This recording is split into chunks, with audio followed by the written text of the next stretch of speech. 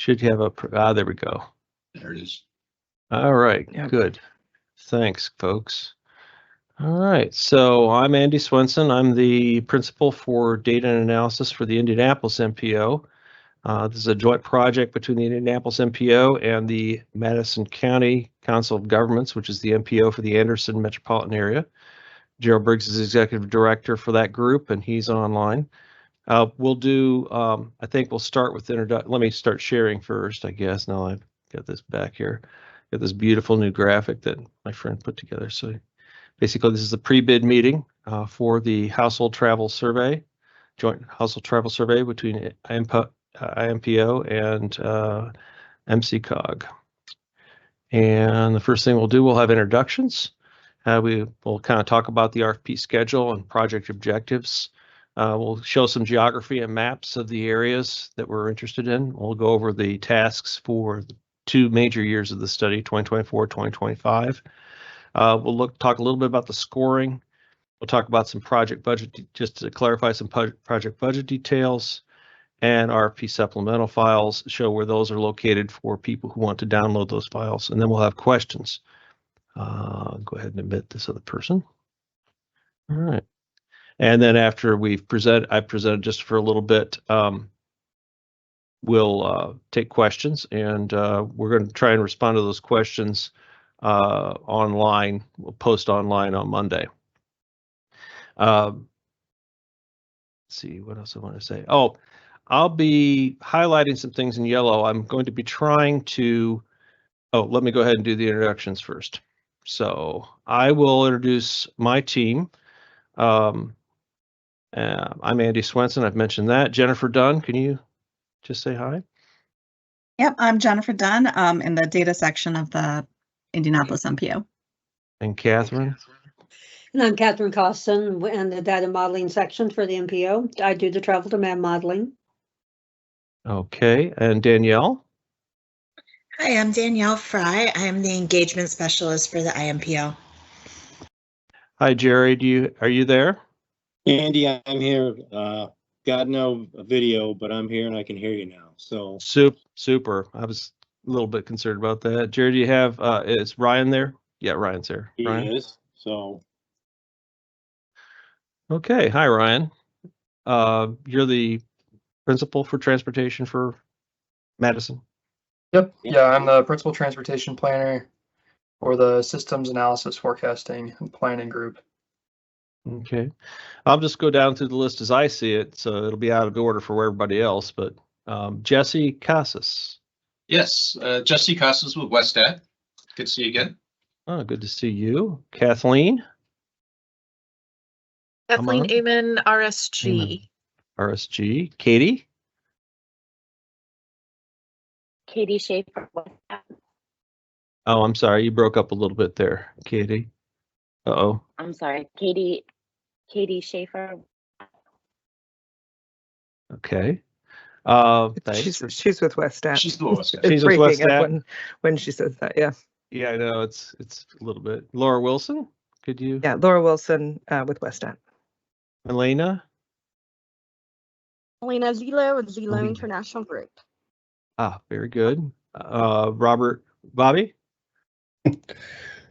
Bobby Orton with Resource Systems Group. Okay. So that's our full house. Let me go ahead and share the presentation once more. I'm kind of working on this as I go along. I've talked about the agenda a little bit. We're going to go through, we've given through introductions. We talk about the schedule a bit. And the different things you can read you can read the agenda. It's right there. What I'm going to do is I've highlighted some things in yellow, in part in response to some of the written questions we've already received, and those questions and our responses have been posted.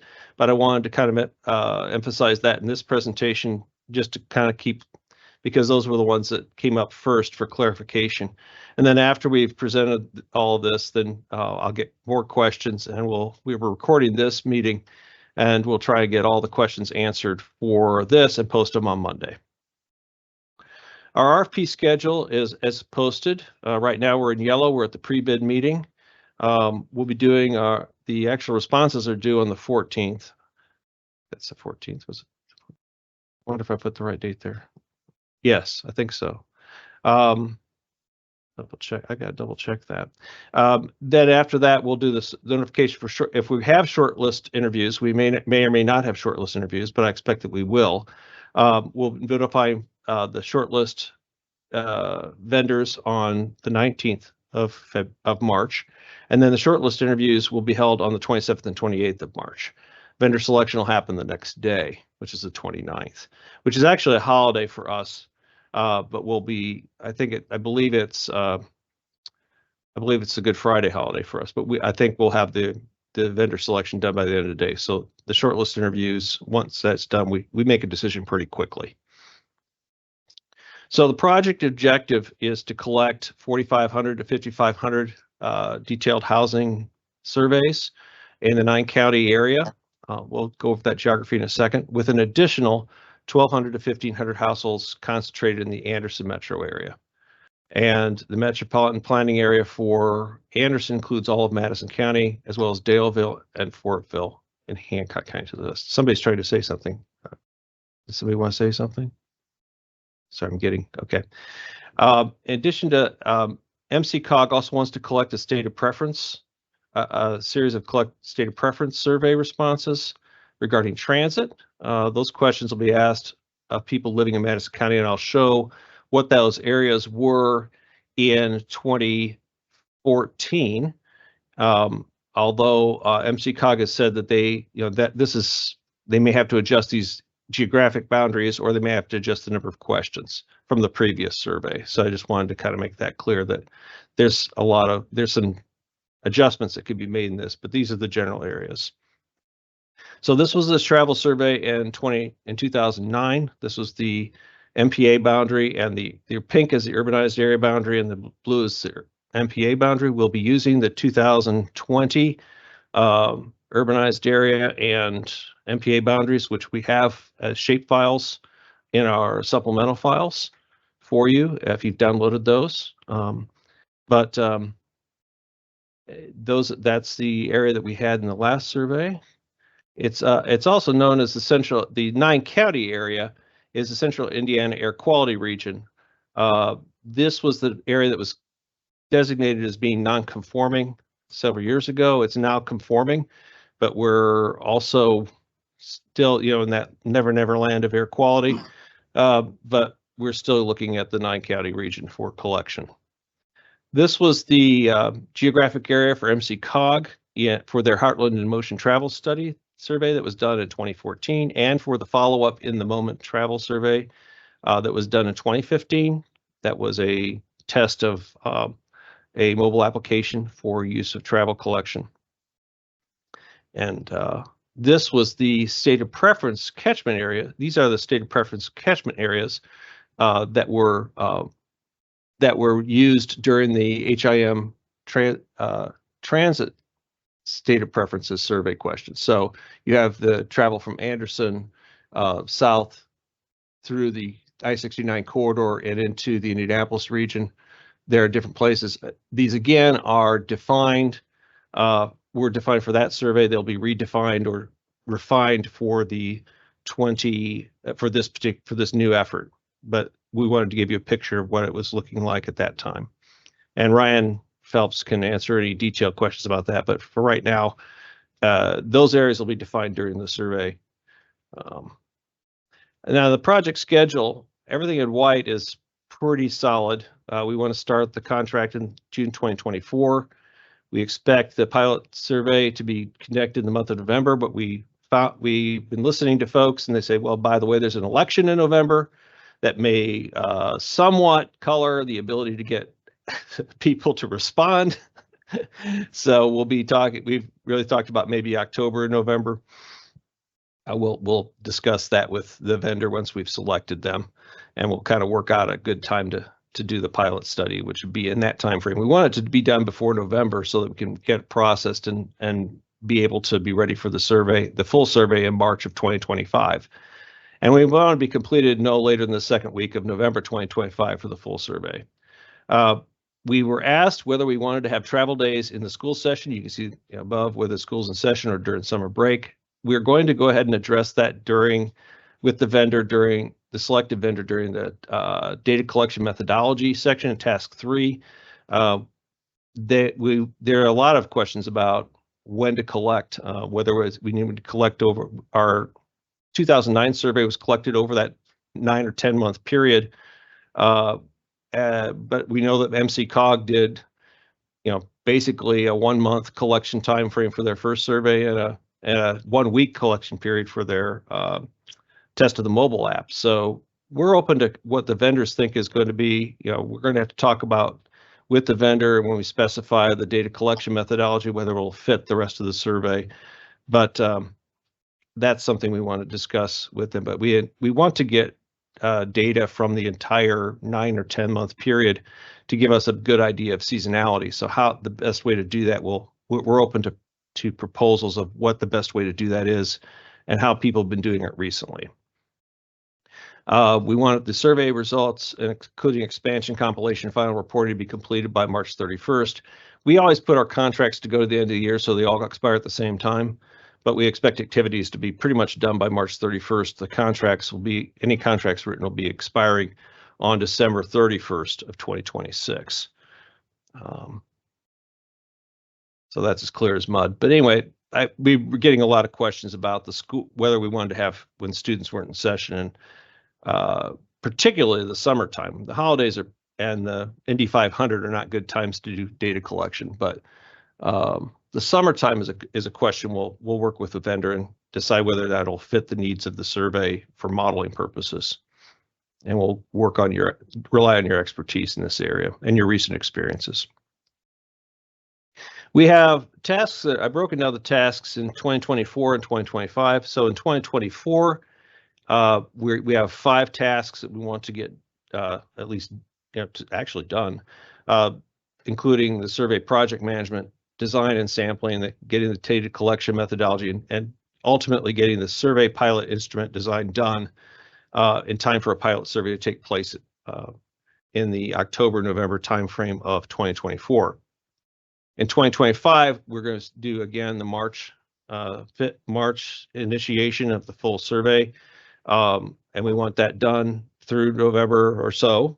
And we're looking for the data weighting tasks, data deliveries, the final report, and then the travel characteristics technical report and communication of survey results. Our scoring, we have 2 components to scoring. One is the overall project scoring, which is 100 points. You can see that we have project approach, project team, past experiences, and the DBE. The questions we received on the DBE is, first of all, the DBE has to be in INDOT's DBE directory, which is here. We'll be putting this presentation online as well, so you'll be able to click to that. 10 points will be awarded if you get the DBE rate approved by the state for this project is 7%, and it's an all or nothing 10-point scoring. You either have 7% of the project cost or you don't. So that's where you get the 10 points. That's an agency policy.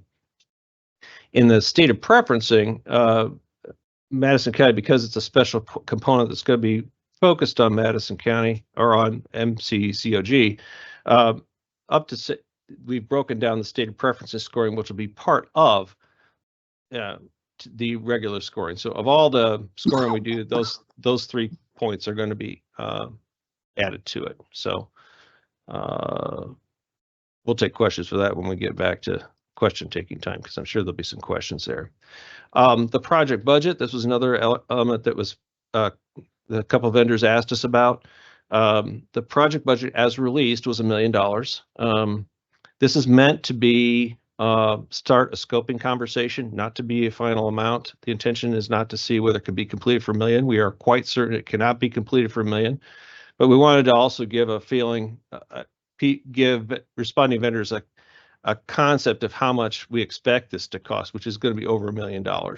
So we'll be considering all bids over $1 million as part of this.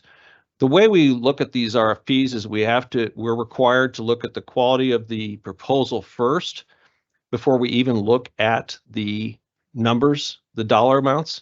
So our project scoring will be based solely on the quality of the survey, and then once we've picked out the quality proposals, then we look at the pricing. And yeah, our mechanism in our RFP proposal allows you present the budget separately, and it's under a password, and none of the evaluation team will look at that until after we've done the scoring of the quality of the proposals. So the total project should include that stated preference survey, and we're recommending that you break out the tasks. I think it'll be useful to break out the tasks as much as possible, particularly the tasks on the reporting, so we can get an idea. But once we start looking at how we're going to break this down in terms of cash flow for the agencies involved. Okay, the RFP supplemental files are on our website. These are the four major sets of files that we have right now. If we have some question about adding additional supplemental files, we can do that later, but we probably have them as a separate link so that we don't get too much confusion going on. We're going to have questions now, answers to these meeting questions raised today. We are recording the session, so I'll be able to, carefully consider the questions you have. If I misspeak or something, I can correct that. But we will be posting answers to those questions online on Monday, this coming Monday by 10 a.m. So now that I've raced through all that, I am ready to. I'm going to put that in the background for now. And I think I stopped the share. All right. So I was wondering where we can start with the questions here. So does anybody have any immediate questions that they would like to, to ask about here? Jesse? Hi, good morning, Andy. With regards to the stated preference survey, if you can go back to the maps of the catchment areas, just to verify, are those catchment areas outside or within the Madison County survey boundaries? I'm going to let Ryan address that, because we're going to be working on the new boundaries are going to be slightly different than the old catchment, but let Ryan answer that one. Gotcha. Yep. So the catchment areas are outside of the rest of our survey area. They're outside of our MPA. The whole point of those additional capture areas is to identify trips that are occurring, and then use those as a way to sort through. You had a commute trip that used this corridor as part of your travel survey. Now we have these subsequent questions about stated preference, because the whole idea is to try to use the stated preference to help us identify when we could replace those with transit trips. As Andy noted, we'll probably make some tweaks to what those catchment areas are for this time around. There were some limitations to how the survey was conducted last time that we want to kind of make adjustments for this time, and a lot of that's documented in the supplemental materials that Andy mentioned that are on the website. Okay, so just to clarify, those residents located in Madison County, if they made a trip within those catchment areas, then the follow-up SP survey. So are they among all of Madison County sampled households that you had in the survey last time? And if they happen to travel through those catchment areas, that's when you trigger the stated preference survey, right? Yep. Okay. Yep. Gotcha. With sense. the joint household travel survey this time around, one of the limitations previously, of course, was we only captured commuters coming from our region into Indianapolis. We didn't get that flip, people coming from Indianapolis up into ours. So there may be some discussion for this time around if we can add that component in for capturing those reverse commute trips as well. Makes sense. Great. Thank you for that. Okay. Andy, can I interject really quick? We'll be emailing out a link to this recording. So if you all could put your email addresses in the chat, we'd appreciate it. Thank you.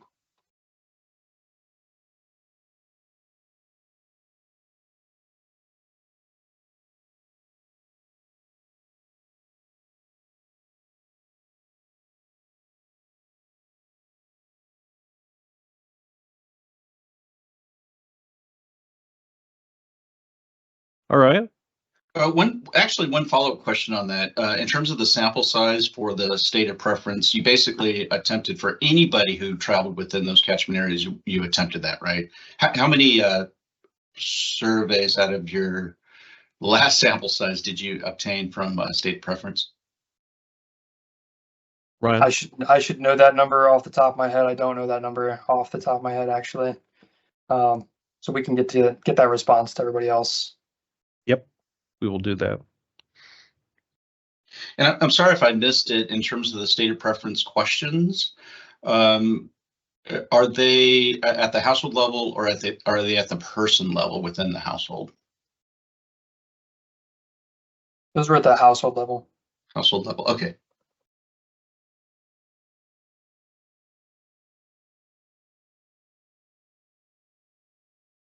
Okay. Do we have another question for people? I'm supposed to. Problem is I'm shifting between sharing and not sharing, so I'm not seeing hands being raised. Okay. Anybody else have any questions?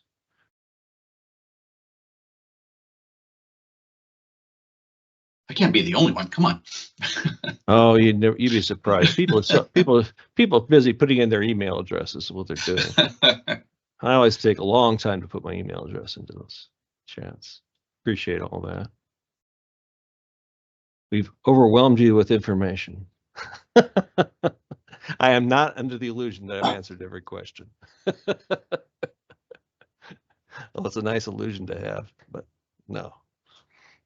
I'm sure people have some questions. Not seeing any other hands raised yet.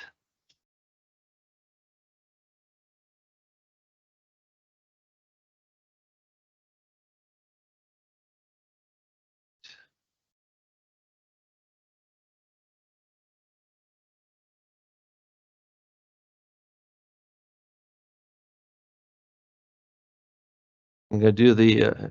I don't want to do the auctioneer thing, but you know. Andy, regarding the budget details that you covered, totally understand the stated preference, kind of splitting that out as separate tasks so you can look at those tasks or those costs. Are there anything else other than what's in the RFP in terms of the level of details that you want to see? Rates, hours, and then the cost. Do you need to see those obviously by task? But beyond that, other direct costs and so forth. They're based on fully loaded rates? Yes, it'd be fully loaded rates. Okay. Yeah. Perfect.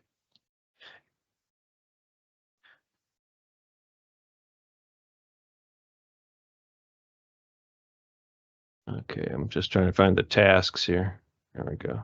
All right, now I can stop sharing. All right.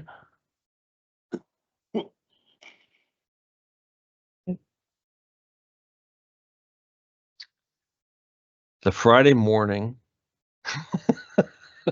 And I'm on the West Coast. It's 6 a.m. You're my really, time, so you're really in the morning. Yeah. yeah. The dog hasn't even been out yet. Same here, but I do have my coffee, so That's good. That's good. Is there anybody else here? If there's not, I can return the day to you folks, and I can't tell you how excited we are to have all of you folks. Oh, Laura. I was just, Katie seems to be having some technical difficulties. Katie Schaefer from Westat was going to ask a question about contract type, or what kind of contract type it will be issued as. The contract, there is a contract sample in the RFP, and that's pretty much details the kind of contract that we have. We may have more than one contract. Or we may have more than one contract and multiple POs, depending on how we run that. I think we intend to have one contract for both Madison County and Indianapolis, but we are leaving that open in case purchasing wise it becomes easier in some way to have two contracts. So we're pretty flexible on, not on language per se, because our language has been worked out with Federal Highway and NDOT to accommodate all of their regulations on language. But we, there's a little bit of flexibility on number of instruments and number of POs to make sure the cash flow works for both parties and that the tasks are well laid out for each contract. Does that answer the question pretty well? I think she probably wanted to know if it was going to be a time and materials, a cost plus fixed fee, a firm fixed price contract. Would you know that? It's a fixed price contract. Firm fixed price contract. Okay. Yeah. Okay. Sorry about Thank that. you. Too much. The other answer. information you probably was useful. So It's also it was very useful. Down Thank my you. rabbit hole. Sorry, guys. No, that was good. No, thank you.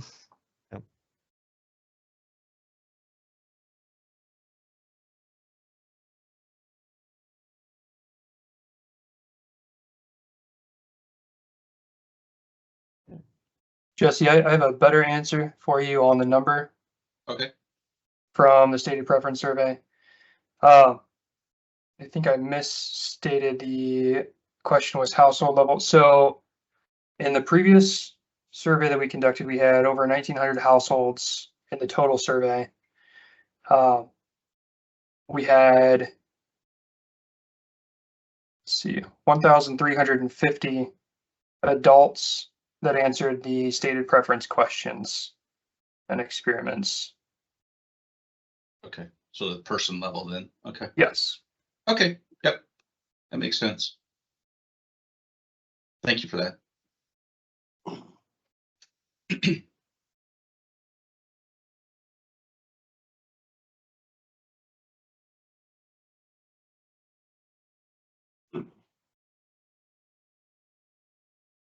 Well, if we don't have any other questions, and I'm glad that we got Katie's question through Laura.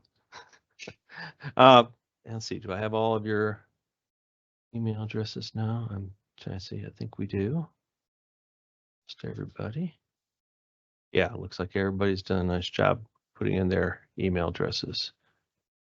And yeah. Everyone could provide the, okay, here we go. All right. So if we have any, if we'll be posted, like I said, we'll be posting these questions and responses on Monday morning. And we end the presentation itself, and the recording will have a link. So all that is there. And so I would just like to say thank you for all coming today, and thank you for participating. We're looking forward to the proposals, and we're really excited to get this project off the ground. It's been 10 years or so, 14 years or so. So, you know, that's a good time. Travel has really changed a great deal. I think the focus that we're looking for is how much travel has really changed, not just from COVID, but just in general. So we're very excited to be getting going with all you folks submitting proposals. We're very appreciative of what you're doing and the work that's involved. So thank you very much, and have a very good day and the rest of your weekend. And we hope we will be talking again soon. Thanks. Thank you. Thanks, everyone. Thanks. Thanks, Andy. Bye-bye. Thanks, Have a good Ryan. weekend. Thanks, Bye-bye. guys. Good one. Bye-bye.